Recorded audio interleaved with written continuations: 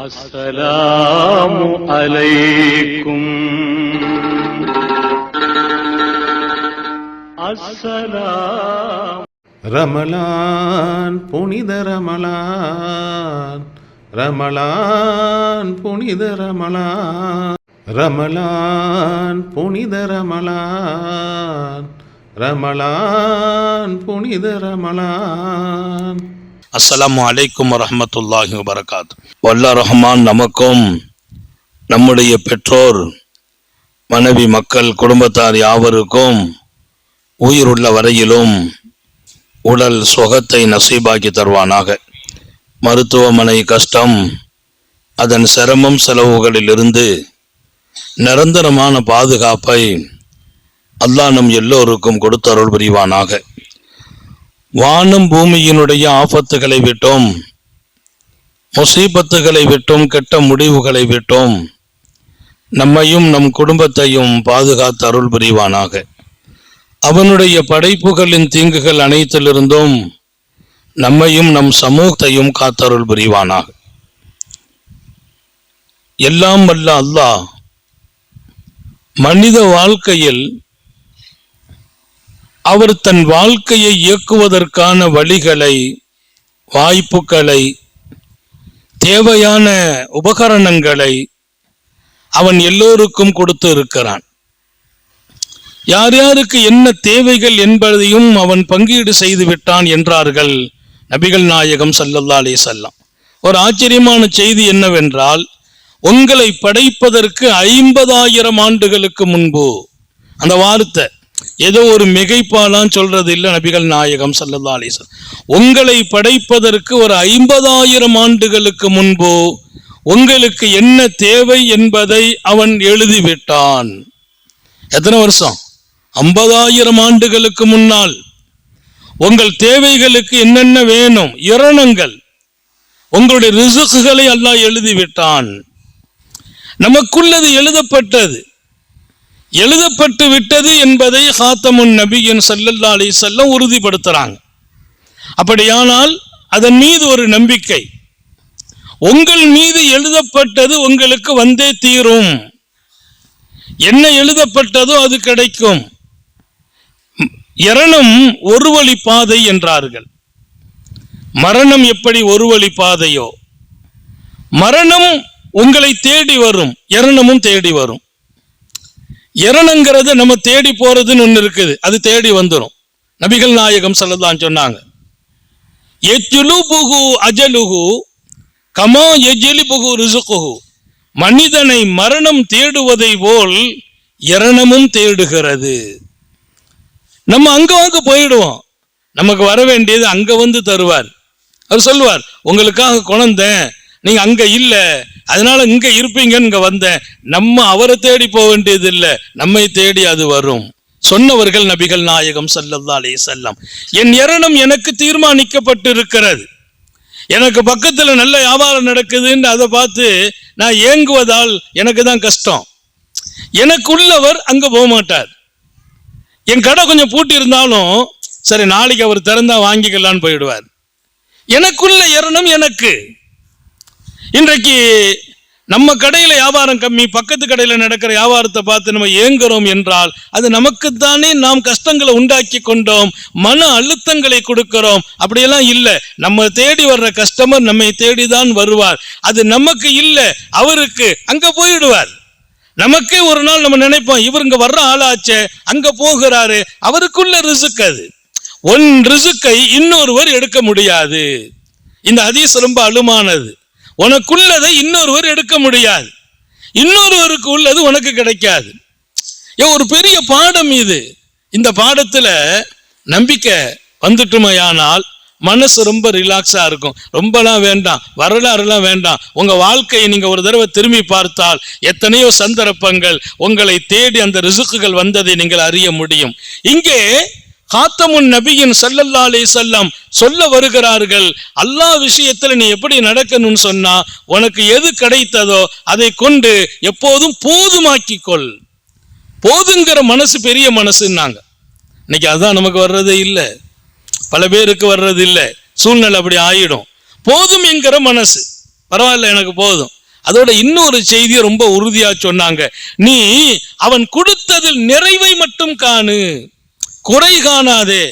குறைனா அடுத்தால் குறையே இல்லை, என்கிட்டயே நமக்கு என்ன கிடைச்சி போச்சு, நம்ம காலம் பூரா அப்படிதானே இருக்கோம், நம்ம வாழ்க்கை இப்படியே தானே போயிட்டு இருக்குது, நமக்கு ஒரு இருண்ட காலத்துல வெளிச்சம் இல்லையா, விமோச்சனம் இல்லையா, எல்லாருக்கும் நல்லா இருக்கு, நமக்கு ஏன் இப்படி இருக்குது, எல்லாத்திலுமே குறை காணுகிறாய்.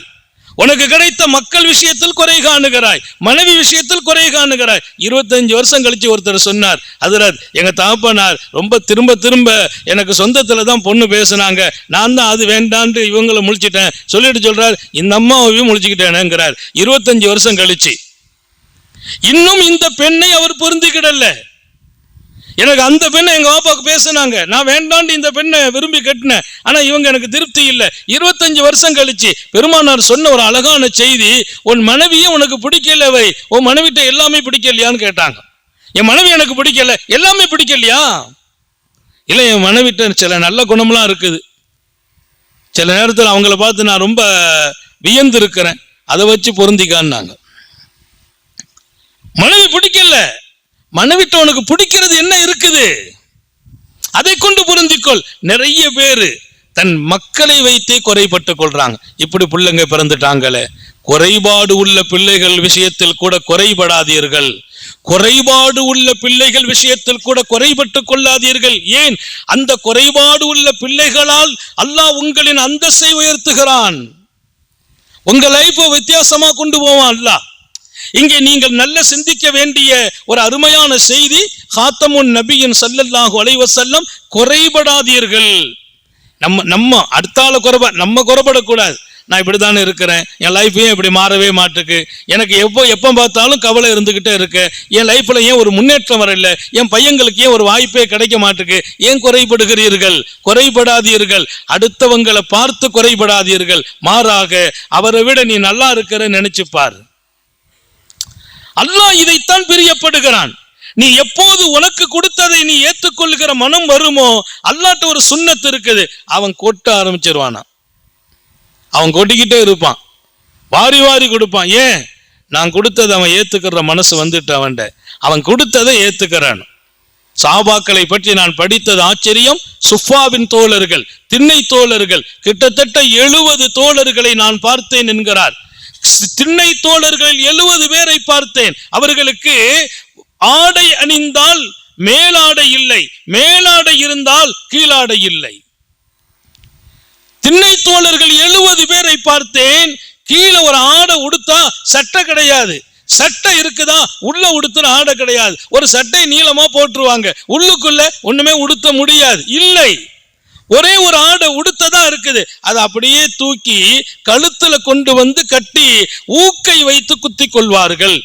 முற்களை எடுத்து இந்த ஜாயின்ட்ல கொண்டு போய் ஒரே ஒரு வேஷ்டி, மூத்த வேஷ்டி மாதிரி, யாராம் துணி மாதிரி, அதை எடுத்து மேல வரைக்கும் கொண்டு வந்து இந்த பக்கம் ஜாயின் பண்ணி முற்களை வைத்து குத்தி கொண்டு தொழுததை நான் கண்டேன்.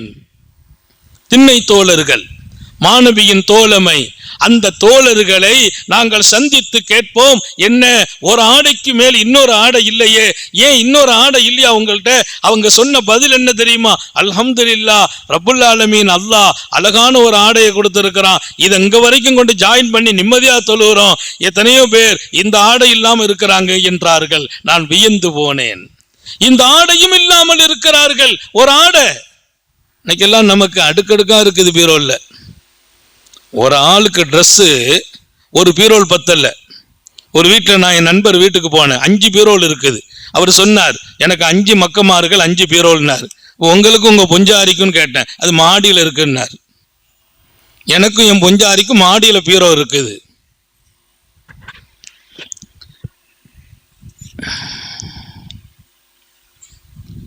எனக்கும் என் மனைவிக்கும் மாடியில பீரோ. ஒரு பிள்ளைக்கு ஒரு பீரோ, நிறைய ட்ரெஸ், எல்லாம் மிகைப்புலாம் இல்லை. எங்க வீட்லயும் அப்படிதான், உங்க வீட்லயும் அப்படிதான். யாராவது சொல்லுங்க, எனக்கு ஒரு ட்ரெஸ் தான் இருக்கு அல்லது 2 ட்ரெஸ் இருக்கு. அடுக்கடுக்கா இருக்குது. துவைக்க கொடுத்தாலும் 10 ட்ரெஸ் தான் துவைக்கிறது, தேய்ச்சாலும் 10 தான் தேய்க்கிறது. ஒரே ஒரு ஆடை, கீழாடை மேல போட சட்டை இல்லை, சட்டையெல்லாம் இல்லை. அது போதும் எங்களுக்கு. ஏன்? எங்கள் காலத்திலேயே எங்கள் நண்பர்களில் பல பேர் இது இல்லாமல் இருக்கிறார்கள். இங்கே அல்லாஹ்வை அவர்கள் எப்படி பார்க்கிறார்கள்? அவன் கொடுத்ததை கொண்டு நிறைவு காணுகிற அந்த வாழ்க்கை, இதுதான் அல்லாஹ்வுக்கு ரொம்ப பிடிச்சுக்கிடும். அல்லாஹ் எங்கேயோ தூக்கிடுவான். பெருமானார் சொன்ன வார்த்தை, தக்குன் அகுனன் நாஸ், அல்லாஹ் உன்னை செல்வந்தனாக வாழ வைப்பான், செல்வந்தனாக வாழ வைப்பான். ஹதீஸ் புகாரி ஷரீஃப்ல வருது. வரல பிமா கஸமல்லாஹு லக், அல்லாஹ் உனக்கு கொடுத்ததை ஏத்துக்கா, அதை பொருந்திக்கொள், திருப்திப்படு, நல்லா இருக்கிறேன் என்று வா. நான் நல்லா இருக்கிறேன், எனக்கெல்லாம் ஒன்னும் குறை இல்லை. பெருமானார் ஸல்லல்லாஹு அலைஹி வஸல்லம் ஒரு கட்டத்தில் இப்படி சொல்லுவாங்க, நான் கஷ்டப்படுறேன் இன்னொருத்தனுக்கு தெரியக்கூடாதுன்னாங்க. நான் கஷ்டப்படுறதாக இன்னொருத்தருக்கு தெரியக்கூடாது. ஏன்? அல்லாஹ் என்ன கஷ்டத்துல வைக்கலன்னு அவன் நினைக்கணும். இது எப்படி வாழ்க்கை? நான் கஷ்டமா இருக்கிறேன் அப்படின்னு காட்டாத. கேட்டாங்க, யாராவது என்கிட்ட உத்தரவாதம் தெரியுங்களான்னு கேட்டாங்க பெருமானார். என்ன உத்தரவாதம் நாயகமே? என் கஷ்டத்தை யாரிடத்திலையும் போய் சொல்ல மாட்டேன், என் கஷ்டத்துக்கு யார்ட்டையும் போய் கேட்க மாட்டேன், யாராவது உத்தரவாதம் தெரியுங்களா? பெருமானார் சொன்ன வார்த்தை மையக்கஃபலுலி, யார் இடத்துல உத்தரவாதம் தருவீங்க? அல்லாஹ் யஸால அஹதன் ஷையா, யார்கிட்ட போய் என் தேவையை கேட்க மாட்டேன், யாரிடத்திலும் போய் என் தேவையை கேட்க மாட்டேன், உத்தரவாதம் தருவீர்களா? சையதுனா சௌபான் எழுந்திருக்கிறார். இந்த ஹதீஸை அறிவிக்கிறவர் அபுல் ஆலியா அறிவிக்கிறார். பெருமானார் கேட்கிறாங்க, என் தேவை கஷ்டம் இன்னொருத்தட்ட சொல்லி கேட்க மாட்டேன் என்று யாராவது பொறுப்பு தருகிறீர்களா, உத்தரவாதம் தருவீர்களா? இனி கேட்கவே மாட்டோம் என்று சையதுனா சௌபான் எழுந்திருச்சு சொன்னாங்க, அன்னையா ரசூலல்லாஹ், நான் யார்ட்டையும் எப்போது என் தேவைக்காக போய் நிற்க மாட்டேன். உடனே சொன்னாங்க பெருமானார், எல்லாரும் எதிர்பார்த்துட்டு இருக்கிறாங்க, என்ன கேட்கிறாங்க, என்ன சொல்ல போறாங்க. உடனே சொன்னாங்க, அத்தகஃபரு லக்கல் ஜன்னா, அப்படியானால் உனக்கு சொர்க்கத்துக்கு நான் உத்தரவாதம் என்றார்.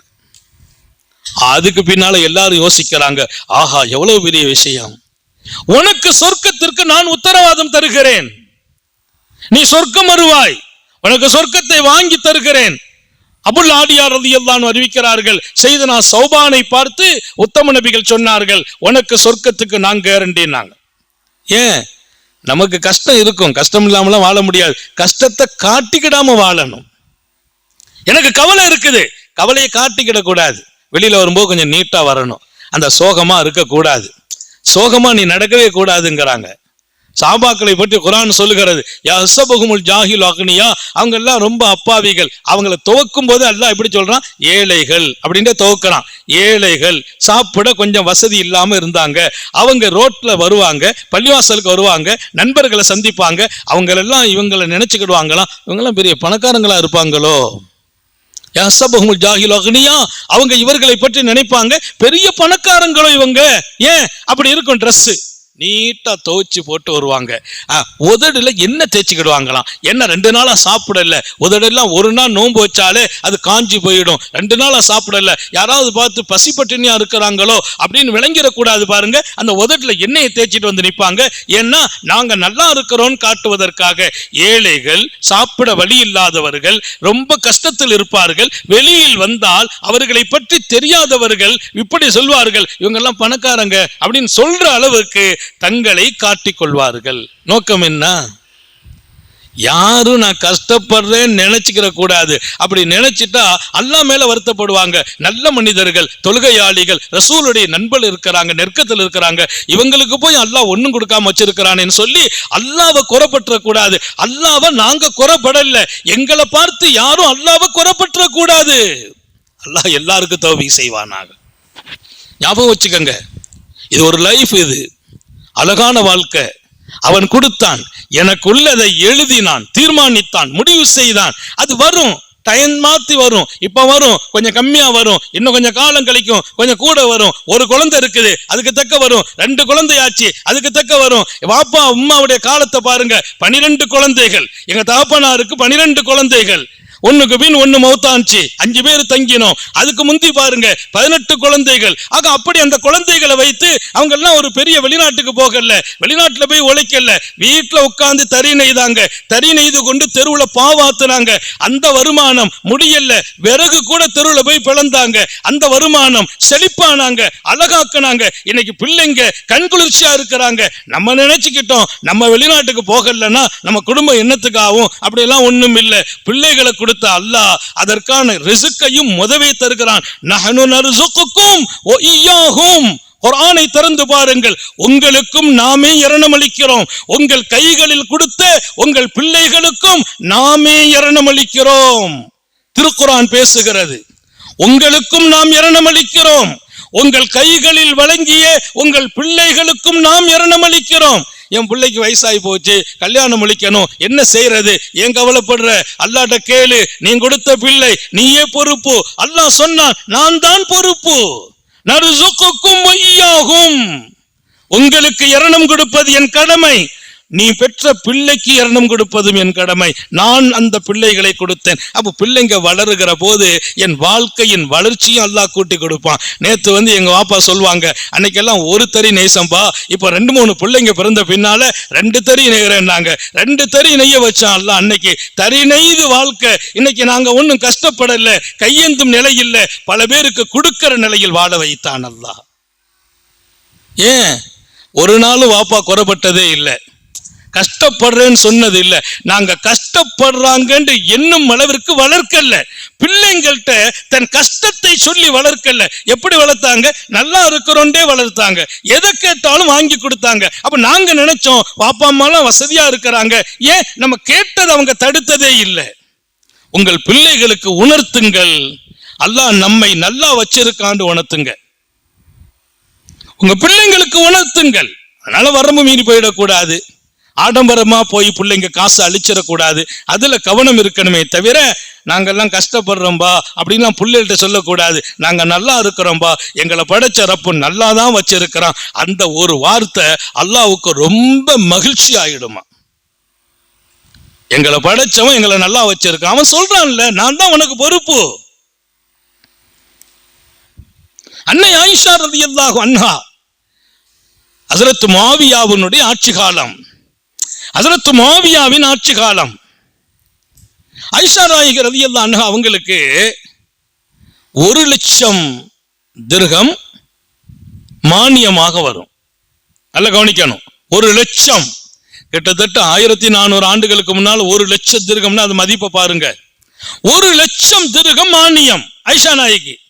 அவங்களுக்கு வர்ற காலம் மதீனாவுல நிறைய ஏழைகள், அவங்களுக்கு எல்லாம் தெரியுமா ஆயிஷா நாயகி வந்துட்டான்னு கேட்பாங்களாம். ஆயிஷாக்கு இன்னும் வரல, என்னைக்கு வரும்னு எதிர்பார்த்து, எந்தலிரூனல் ஃபரஜ், என்னைக்கு நம்ம வாழ்க்கை விமோச்சனமாக போகுது, விடுதலை கிடைக்க போகுது, என்னைக்கு நம்ம கஷ்டம் தீரும் அப்படின்னு அவங்க எதிர்பார்ப்பாங்க. அதுக்கு அவங்க காரணம் சொல்லுவாங்க, ஆயிஷா நாயகி அவங்களுக்கு அவங்களுடைய கையில காசு வந்துட்டுனா நம்ம வீடுகளுக்கு வந்துடும்.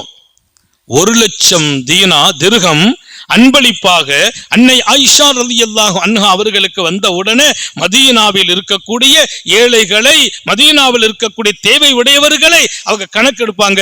கணக்கெடுத்து சொல்லுவாங்க, அந்தந்த வீடுகளில் கொண்டு போய் கொடுத்துருங்க. ஆனா மேக்சிமம் இரவுல கொண்டு கொடுங்கம்பாங்களாம், ராத்திரியே கொண்டு போயிடுங்க. ஏன்னா அவங்க கஷ்டப்படுறாங்க அப்படிங்கிறது, அவங்க கஷ்டப்படுறாங்கிறது 4 பேருக்கு தெரியக்கூடாது, அவங்க வாங்குறாங்கிறது தெரியக்கூடாது. அவங்க எல்லாம் அப்படி ஆட்கள், தன்னுடைய கஷ்டத்தையும் சொல்ல மாட்டாங்க, 4 பேர் பார்க்க வாங்கவும் மாட்டாங்க. ஆனா அவங்க எதிர்பார்த்தாங்க ஆயிஷா நாயிட்ட இருந்து வரும்.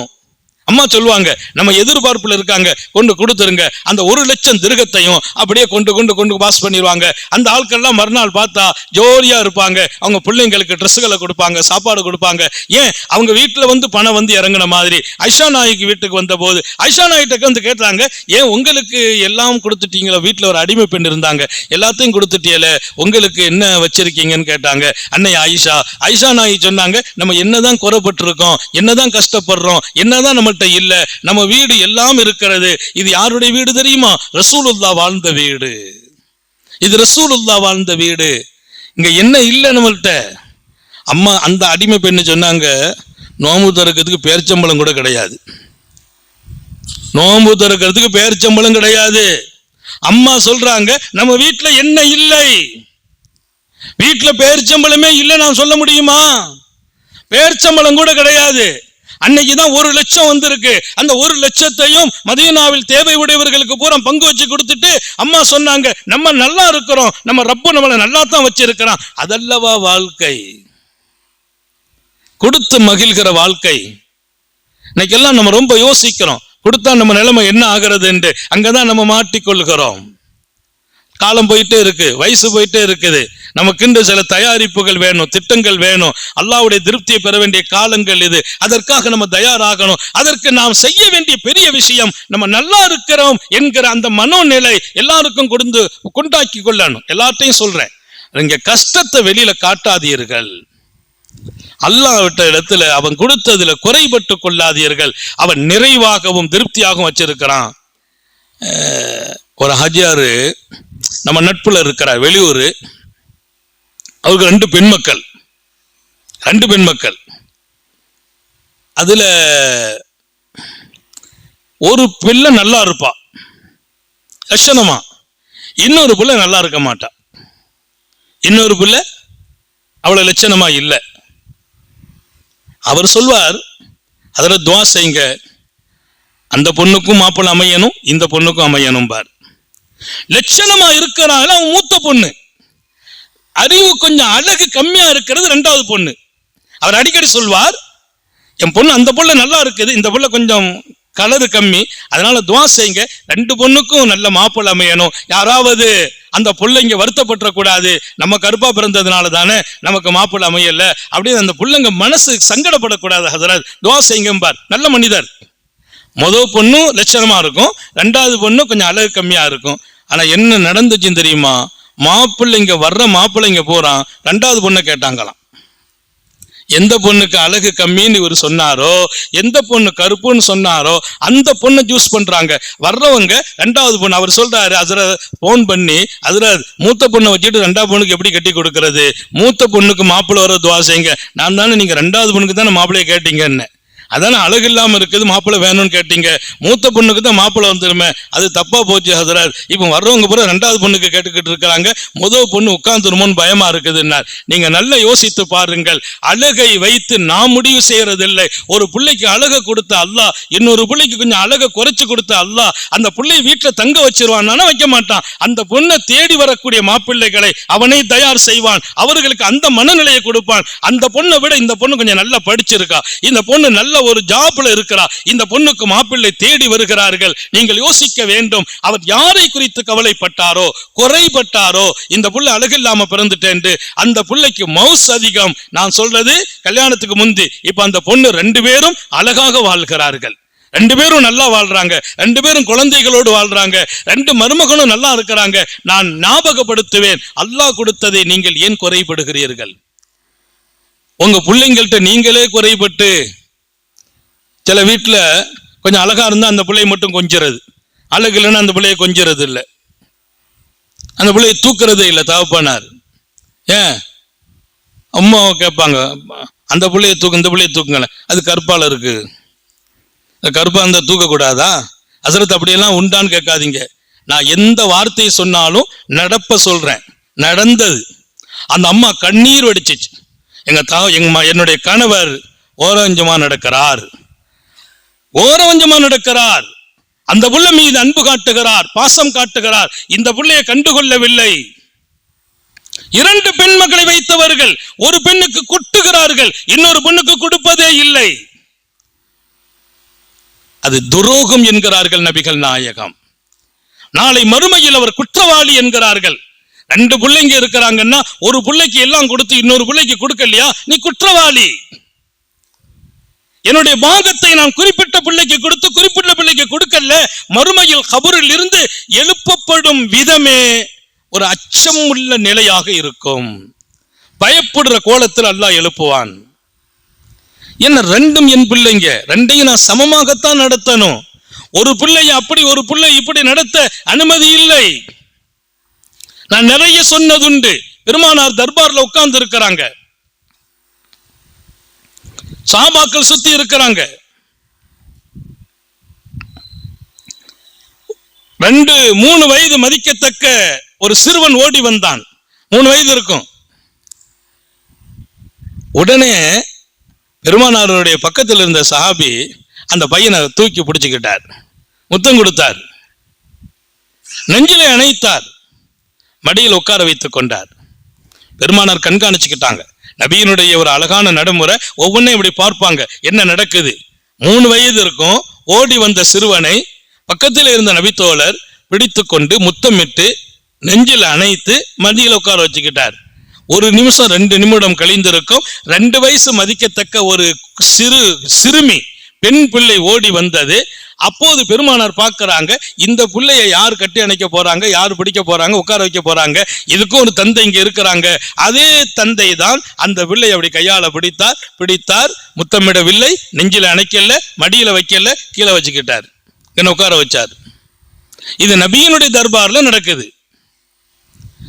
அவருடைய சிறுவனை முத்தமிட்டார், நெஞ்சில் அணைத்தார், மடியில உட்கார வைத்திருக்கிறார், அவன் மடியில் இருக்கிறான், அந்த சிறுமி கீழே உட்கார்ந்து இருக்கிறாள். அவள் ஓடி வரும்போது பார்க்கிறாள் தந்தை முத்தமிடுவதை, கட்டி அணைப்பதை, மடியில் வருத்துவதை. இவனை தூக்கி இங்க உட்கார வச்சுட்டார், ஒரு முத்தம் கூட கொடுக்கல. பேச்சை நிறுத்திட்டாங்க ரசூலுல்லாஹ். சப்ஜெக்டை நிறுத்திட்டு, யார் இந்த பெண்மகள் என்று கேட்டாங்க. ஹாத்தமுன் நபியின் பிந்தி என்றார், என் மகள். அந்த சிறுவன் யாருன்னு கேட்டாங்க. மடியில வச்சிருக்கிறியப்பா, அவர் யாரு? அவர் இப்னி, என் மகன். பெருமானார் கேட்ட வார்த்தை என்ன தெரியுமா? அல்லாஹ் துஸ்ஸவி பைனகுமா, உன் மகள் ஆச்சு இது, அது உன் மகன் சமமா நடத்த மாட்டாயா? சமமா நடத்த மாட்டாயா? உன் மகனுக்கு முத்தம் கொடுத்த உனக்கு உன் மகளுக்கு முத்தம் கொடுக்க மனம் வரவில்லையா? உன் மகனை கட்டி அணைத்த நீ உன் மகளை ஏன் கட்டி அணைக்கவில்லை? உன் மகனுக்கு மடியிலே இருக்கை கொடுத்தாய், உன் மகளை கீழே உட்கார வைத்தாயே. அல்லாஹ் துஸ்ஸவி பைனகுமா, 2 பேர்களையும் சமமாக நடத்த வேண்டாமா என்று ரசூல் எச்சரிக்கிறாங்க. இன்னொரு இடத்துல சொன்னாங்க, வத்தகுல்லாஹ், அல்லாஹ்வை பயந்து கொள்ளுங்கள், வாதிலு பைன அவுலாதிக்கும், நீங்கள் பெற்றெடுத்த பிள்ளைகளை நீதமாக நடத்துங்கள், உங்கள் பிள்ளைகளை நீதமா நடத்துங்க. எனக்கு அந்த பையன் ரொம்ப பிடிக்கும், உனக்கு பிடிக்கும் என்பதால் அந்த மகனுக்கு ஒரு போக்கும் இன்னொரு மகனுக்கு இன்னொரு போக்குமா? ஆண் மக்கள் பெண் மக்களையும் வித்தியாசப்படுத்தாதீர்கள், நீதம் காட்டுங்கள் என்று பெற்றோர்களை நோக்கி உத்தம நபிகள் ஸல்லல்லாஹு அலைஹி வஸல்லம் சொல்றாங்க. ரொம்ப கவனம். ஒரு புள்ள மேல பாசம் கூடலாம், ஆனா அதே சமயம் கொடுக்கதும் வாங்குறதும் சமமாகவே இருக்க வேண்டும் என்கிறார்கள் நபி பெருமானார் ஸல்லல்லாஹு அலைஹி வஸல்லம். சாதாரணமா வீட்டுல பாத்தீங்கன்னா பையனும் பொண்ணும் ஒன்னா பெத்தெடு தாய் தந்தையர்கள் பிள்ளைக்கு சாப்பாடு வைப்பாங்க, பொண்ணுக்கும் வைப்பாங்க. மேல 2 பேருக்கு ஒரு முட்டை இருக்கும். அந்த பையன் கொஞ்சம் ஸ்பீடா முட்டையை சாப்பிட்டுருவான், இந்த பொம்பளை பிள்ளைங்க கொஞ்சம் மெதுவா சாப்பிடும். ஸ்பீடா முட்டையை சாப்பிட்டுருவான். சாப்பிட்டு முடிச்சுட்டு தங்கச்சி தட்டையை பார்த்து அங்க முட்டை இருக்குது. ஆனா அவன் அங்க பாக்குறது இல்லை. தான் முட்டையை முடிச்சுட்டு சோத்துல ஒரு குத்துனா உள்ள இருந்து இன்னொரு முட்டை வருது, சோத்துல இருந்து இன்னொரு முட்டை. அந்த பொம்பளை புள்ள சாப்பிட்டுட்டு அது குத்தி பார்த்தா சோறு தான் வருது, முட்டை வரல. ஏன்? அம்மாக்காரி செய்த வேலை. பையனுக்கு ஒரு முட்டையை மேல இன்னொரு முட்டையை மறைச்சு கீழே. நான் கேட்கிறேன், தாய் எப்படி இருக்க வேண்டும்? சமமாக வல்லவா நடத்த வேண்டும்? சமமாக நடத்துங்கள் என்று நபி அவர்கள் அல்லவா சொன்னார்கள். பெண்மகளுக்கு 1 முட்டை, ஆம்பூர் பிள்ளைக்கு 2 முட்டை. ஏன்னா ஆம்பளைக்கு 2 சொத்து பங்கு, பெண்ணில் 1 சொத்து தான். பெண்ணுக்கு சொத்துல 1 பாகம், ஆணுக்கு 2 பாகம், அது வேற விஷயம். அதனால முட்டையிலேயுமா வித்தியாசம் காட்டணும்? பையனுக்கு உள்ளுக்குள்ள ஒரு முட்டையும் மேல ஒரு முட்டையும். ட்ரெஸ் எடுக்கிறதுல இருந்து பையங்களுக்கு வித்தியாசமா ட்ரெஸ் எடுக்கிறது, பொண்ணுக்கு சும்மா அப்படி இப்படிமா, அதெல்லாம் மார்க்கம் அனுமதி இல்லை. அது எங்கோ மௌட்டிக காலம், அறியாமை காலம். அல்லாஹ் உங்களை அழகாக வைத்தான் என்பதை உங்கள் ஆண் மக்களையும் பெண் மக்களையும் நீங்கள் அழகாகவே நடத்த வேண்டும். வித்தியாசம் காட்டாதீர்கள். பெண்மக்கள் மீது அன்பை காட்டும் குடும்பம் இருக்கும், ஆண் மக்கள் மீது அன்பை காட்டாமல், ஆண் மக்கள் மீது அன்பை காட்டி பெண்ணுக்கு அன்பை காட்டாமல், 2ம் சரியில்லை. 2 பேரையும் சமமாக நடத்தணும். அவங்க பார்த்தா விளங்கணும், என் தாப்பனார் நீதமா நடக்கிறார், என் தாயார் நீதமா நடக்கிறார். அதுதான் அழகான வாழ்க்கை என்கிறார்கள் அகிலத்தின் சர்க்கார் முஹம்மது ரசூலுல்லாஹி ஸல்லல்லாஹு அலைஹி வஸல்லம். அதனால அல்லாஹ் நமக்கு கொடுத்ததை எப்போதுமே அதை ஏற்றுக்கொள்கிற மனதை தாண்டி இன்னொரு பக்கம் எப்போதும் நாம நல்லா வச்சிருக்கிறோம் அப்படிங்கிறத நீங்க உணரணும், வெளிப்படுத்தணும். அதுதான் ஒரு திருப்திகரமான வாழ்க்கை. அந்த வாழ்க்கையை கொண்டு அல்லாஹ் இன்னும் நம்மை வளமாக்குகிறான். என்ன அல்லாஹ் அப்படி வச்சுட்டான், இப்படி வச்சுட்டான், எங்க வீட்டுல இப்படி ஒரு மனைவி வந்து மாட்டிக்கிட்டாங்க, இப்படி பிள்ளைங்க பிறந்துட்டாங்க, எனக்கு காலம் பூரா கஷ்டமா தான் இருக்குது, அடிக்கடி நோயாத்தான் கஷ்டப்படுறேன், என் வாழ்க்கையில எப்ப பார்த்தாலும் முசீபத்து தான் நடக்குது. அப்படியெல்லாம் ஒண்ணும் இல்லை. ஒருத்தர் வீட்டை தேடி அல்லாஹ் முசீபத்தை கொடுத்துக்கிட்டே இருக்கிறது இல்லை. ஒருத்தர் வீட்டுல மீண்டும் அல்லாஹ் கஷ்டத்தெல்லாம் கொடுக்கறது இல்லை. நம்ம மனசுதான் அதுக்கு காரணம். ஏன் நமக்கு மட்டும் கஷ்டமாட்டே இருக்குது? இருக்குது, அப்படியே அல்லாஹ் செய்ய போறான். அவன் என்ன அந்த துரோகம் செய்யற ஆளா? அவன் என்ன நீதிக்கு அப்பாற்பட்ட ஆளா? நான் நீதி அப்படிங்கிறான், நானே நீதி என்கிறான், நான் நீதிவான் என்கிறான். அல்லாஹ் அநியாயம் செய்ய மாட்டேன் என்கிறான். நீங்க ஏன் அல்லாஹ்வை அநியாயக்காரனை போல் சித்தரிக்கிறீர்கள்? அல்லாஹ்வையே நீதியற்றவனாக பார்க்கிறீர்கள். எங்க பக்கத்து வீட்டுல எல்லாமே திருப்தியா இருக்கிறாங்க, எங்க வீடு தான் கஷ்டப்படுது அப்படின்னு நீ நினைக்கிறேன்னு சொன்னா நீ அல்லாஹ்வை குறைபடுகிறாய் இல்லையா? குறைபடும் வாழ்க்கையை அல்லாஹ் திருப்திப்படுவது இல்லை. வரல பிமா கஸமல்லாஹு லக், அல்லாஹ் கொடுத்ததை பொருந்திக் கொள்ளுங்கள், அவன் அழகாக வைத்தான் என்று ஒத்துக்கொள்ளுங்கள். இன்னொரு ஹதீஸ், போதுமாகும் வாழ்க்கை அழகானது, போதுமாக்கிக்கங்க, என் கொடுத்தது போதும். போதுங்கிற மனசை விட வேற என்ன வேணும்? போதுங்கிற மனசு தமிழ்ல சொன்னா பொன் செய்யும் மனம் என்றான். போதும் என்ற மனம் பொன் செய்யும் மனம். இது ஒரு அழகான குணம். அது அப்படி ஒரு நல்ல பண்பை நாம் பெறுவோம், வாழ்வோம். அல்லாஹ் தௌஃபீக் செய்வானாக. நீங்க உங்க வீட்டுல இருப்பதை கொண்டு நிறைவு காணுங்கள். காப்பாடு கொஞ்சமா இருக்குதோ, ரிசுக்கு கொஞ்சமா கிடைக்குதோ, வேலை வாய்ப்பு முன்ன பின்ன இருக்குதோ, உங்க வீட்டுல என்ன இருக்குமோ, உங்க மனைவி, உங்க பிள்ளை, உங்க பெற்றோர், உங்கள் உறவு, உங்களை நீங்கள் பொருந்திக் கொள்ளுங்கள், திருப்தி பெறுங்கள். அதை கொண்டு எப்போதுமே நல்லா இருக்கிறேன் சொல்லி பழகுங்கள். அல்லாஹ் உங்களை எங்கோ சிகரத்தில் உயர்த்துவான் என்ற சோபனத்தோடு நிறைவுபடுத்துகிறேன். நீண்ட நெடிய நாட்கள் நோய் நொடிகள் இல்லாமல் உடல் ஆரோக்கியத்தோடு மனநிறைவோடு இன்பத்தோடு அல்லாஹுவை நின்று வணங்கி வழிபட்டு வாழும் நசீபையும் பாக்கியத்தையும் எல்லாம் அல்ல அல்லாஹ் உங்களுக்கும் எனக்கும், நம்மை ஈன்றெடுத்த தாய் தந்தையர்களுக்கும், நமது மனைவி மக்கள் உற்றார் உறவினர் யாவருக்கும் கொடுத்தருள் புரிவானாக. நமது உயிருண்ணும் மேலான கண்மணி காத்தமுன் நபியின் சர்க்காரே ஆலம் சுந்தர நபிகள் ஸல்லல்லாஹு அலைஹி வஸல்லம் அவர்களை கனவிலும் நனவிலும் கண்டுகளிக்கும் பெரும் பாக்கியத்தை அல்லாஹ் நம் எல்லோருக்கும் கொடுத்தருள் புரிவானாக என்ற நல்ல துஆக்களோடு உங்கள் எல்லோருடைய துஆவை ஆதரவைத்து என் வார்த்தைகளை நிறைவுபடுத்துகிறேன். வஆஹிரு தஅவானா அனில் ஹம்துலில்லாஹி ரப்பில் ஆலமீன். அஸ்ஸலாமு அலைக்கும் வரஹ்மத்துல்லாஹி வபரகாத்துஹு. அளவற்ற அருளாளனும் நிகரற்ற அன்புடையோனுமாகிய அல்லாஹ்வின் திருப்பெயரால், இன்னும் அல்லாஹ் உங்களுக்கு வழங்கிய அருட்பேற்றினை நினைத்து பாருங்கள். மேலும் உங்களிடமிருந்து அவன் பெற்றுக்கொண்ட உறுதிமொழியை மறந்துவிடாதீர்கள். அப்பொழுது நீங்கள் செவியுற்றோம் கீழ்ப்படிந்தோம் என்று கூறியிருந்தீர்கள். எனவே அல்லாஹுவுக்கு அஞ்சுங்கள். நிச்சயமாக அல்லாஹ் இதயங்களில் மறைந்திருப்பவற்றை நன்கு அறிந்தவனாக இருக்கின்றான். இறை நம்பிக்கை கொண்டவர்களே, நீங்கள் அல்லாஹுக்காக வாய்மையில் நிலைத்திருப்போராயும் நீதிக்கு சான்று வழங்குவோராயும் திகழுங்கள்.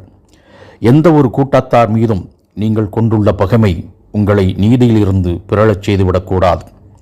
நீங்கள் நீதி செலுத்துங்கள், இதுவே இறையச்சத்திற்கு மிக பொருத்தமானது. அல்லாஹுக்கு அஞ்சி செயலாற்றுங்கள். நீங்கள் செய்வனவற்றை முழுமையாக அல்லாஹ் அறிந்தவனாக இருக்கின்றான்.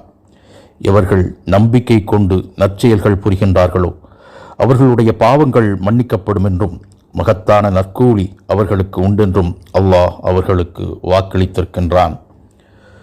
பாகம் 6 அத்தியாயம் 5 வசனங்கள் 7 முதல் 8 வரை. நபி ஸல்லல்லாஹு அலைஹி வஸல்லம் அவர்கள் கூறினார்கள், ஒவ்வொரு இறை தூதருக்கும் தம் சமுதாயத்தார் தொடர்பாக ஒரு சிறப்பு பிரார்த்தனை செய்ய உரிமை உண்டு. நான் எனது பிரார்த்தனையை மறுமை நாளில் என் சமுதாயத்திற்காக பரிந்துரை செய்ய பத்திரப்படுத்திவிட்டேன். இதை ஜாபிர் பின் அப்துல்லா ரலியல்லாஹு அன்ஹு அவர்கள் அறிவிக்கிறார்கள். சஹீஹ் முஸ்லிம் பாகம் 1 ஹதீஸ் 345. அப்துல்லா பின் அமர் பின் அல் ஆஸ் ரலியல்லாஹு அன்ஹு அவர்கள் கூறியதாவது, ஒரு முறை நபி ஸல்லல்லாஹு அலைஹி வஸல்லம் அவர்கள் இப்ராஹிம் அலைஹிஸ்ஸலாம் அவர்கள் தொடர்பாக அல்லாஹ் குறிப்பிட்டுள்ள, இறைவா, நிச்சயமாக இவை சிலைகள் மக்களில் அதிகம் பேரை வழிகெடுத்து விட்டன. எனவே எவர் என்னை பின்பற்றுகிறாரோ அவர் என்னைச் சேர்ந்தவராவார். எவர் எனக்கு மாறு செய்கிறாரோ அவரே நீயே மன்னிப்பவனாகவும் கருணை புரிபவனாகவும் இருக்கின்றாய் என்ற 14ஆம் அத்தியாயத்தின் 36வது வசனத்தையும் ஈசா அலைஹிஸ்ஸலாம் அவர்கள் கூறியதாக குறிப்பிட்டுள்ள, இப்போது நீ இவர்களுக்கு வேதனை அளித்தால் இவர்கள் நிச்சயமாக உன்னுடைய அடியார்களே. நீ இவர்களை மன்னித்தாலும் அப்போதும் நீயே யாவற்றையும் மிகைத்தவனும் நுண்ணறிவுடையவனுமாய் இருக்கின்றாய் என்ற 5ஆம் அத்தியாயம் 118வது வசனத்தையும் ஓதி காட்டினார்கள். அப்போது நபி அவர்கள் தம் இரு கைகளையும் உயர்த்தியவாறு, இறைவா, என் சமுதாயம், என் சமுதாயம், இவர்களை காப்பாற்றுவாயாக என்று பிரார்த்தித்தார்கள், அழுதார்கள். அப்போது வலிவும் மாண்புமிக்க அல்லாஹ் வானவர் ஜிப்ரீலிடம், ஜிப்ரீலே, நீங்கள் முகமதியிடம் சென்று உங்கள் இறைவனுக்கு எல்லாம் தெரியும், என்றாலும் நீங்கள் ஏன் அழுகிறீர்கள் என்று கேளுங்கள் என்றான். அவ்வாறே ஜிப்ரீல் அலைஹிஸ்ஸலாம் அவர்கள் சென்று அது குறித்து கேட்டார்கள். அதற்கு அல்லாஹ்வின் தூதர் ஸல்லல்லாஹு அலைஹி வஸல்லம் அவர்கள், அல்லாஹுக்கு தெரியும் என்றாலும் தாம் கூறியவற்றை மேற்கண்டவாறு தெரிவித்தார்கள். அதற்கு அல்லாஹ், ஜிப்ரீலே, முகமதியிடம் சென்று நாம் சமுதாயத்தார் தொடர்பாக உம்மை திருப்தி அடையச் செய்வோம், உம்மை நாம் கவலை அடையச் செய்ய மாட்டோம் என்று கூறுக என்றான். சஹீஹ் முஸ்லிம் பாகம் 1 ஹதீஸ் 346.